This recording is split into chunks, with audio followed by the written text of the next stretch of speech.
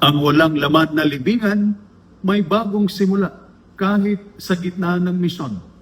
Ito po ang salita ng Diyos, ang ating gabay. Ngayon po ay April 5, 2026, linggo ng muling pagkabuhay.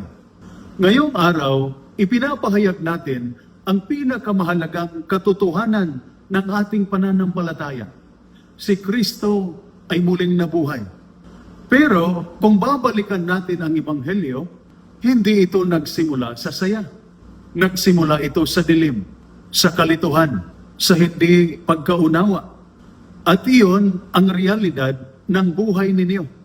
Sa ating unang pagbasa mula sa Gawa ng mga Apostol, chapter 10, verses 34, 37 to 43, sabi ni San Pedro, nabuhay si Jesus, naglingkod, naghirap, namatay.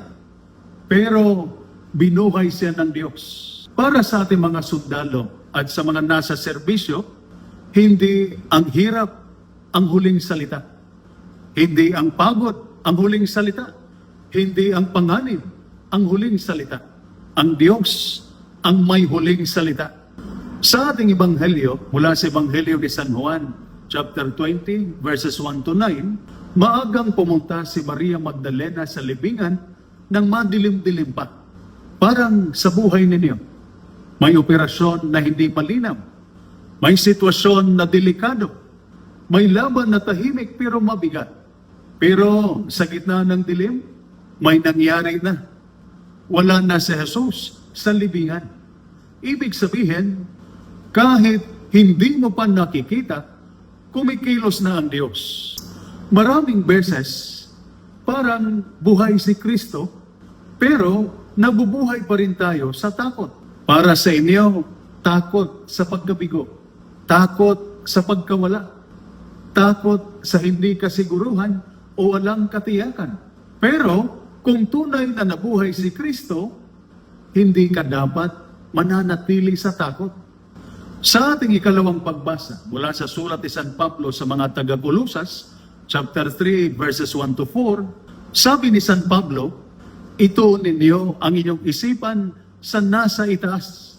Para sa inyo, huwag lang sa problema tumingin. Huwag lang sa pressure mag-focus. Huwag lang sa pagod mabuhay. Dahil kung doon ka lang nakatingin, mauubos ka. Pero kung titingin ka sa Diyos, magkakaroon ka ng lakas. Magkakaroon ka ng direksyon. Magkakaroon ka ng pag-asa. Tahimik pero totoo ang gawa ng Diyos. Walang nakakita sa mismong sandali ng pagkabuhay ni Jesus. Tahimik. Ganito rin sa buhay ninyo. Tahimik ang sakripisyo, hindi nakikita ang pagod, walang pumapalakpak sa hirap ninyo. Pero tandaan, sa katahimikan, kumikilos ang Diyos. Habang iniisip mong walang nangyayari, may ginagawa na ang Diyos. Para sa ating mga sundalo at sa mga nasa uniforme, kahit mabigat ang misyon, may kasama ka. Kahit hindi malinaw ang sitwasyon, may direksyon ang Diyos. Para sa mga pamilya, ang paghihintay ninyo, ang pag-alala ninyo ay hindi nasasayang. Bahagi ito ng misyon. Para sa mga retirado, ang inyong pinagdaanan ay inspirasyon sa mga susunod na henerasyon. Patunay na may pagbangon, patunay na may bagong simula. Maaari nating tanungin ang ating sarili, nabubuhay ba ako ng may tapang dahil kay Kristo? O nabubuhay ako na parang wala nang magbabago? Dahil ang Easter ay paanyaya. Umasa muli, magtiwala muli, magpatuloy muli. Mga kapatid, ang walang laman na libingan ni Jesus ay mensahe para sa inyo. May bagong simula kahit nasa gitna ka ng laban. Kaya kapag pagod ka na, nalilito ka, parang walang nangyayari, huwag kang titigil. Dahil ipinapahayag natin, si Kristo ay muling nabuhay. At ibig sabihin ito, ang laban mo ay hindi pa tapos. At hindi ka nag-iisa. May bagong simula na. Ito po ang salita ng Diyos, ang ating gabay. Manalangin tayo.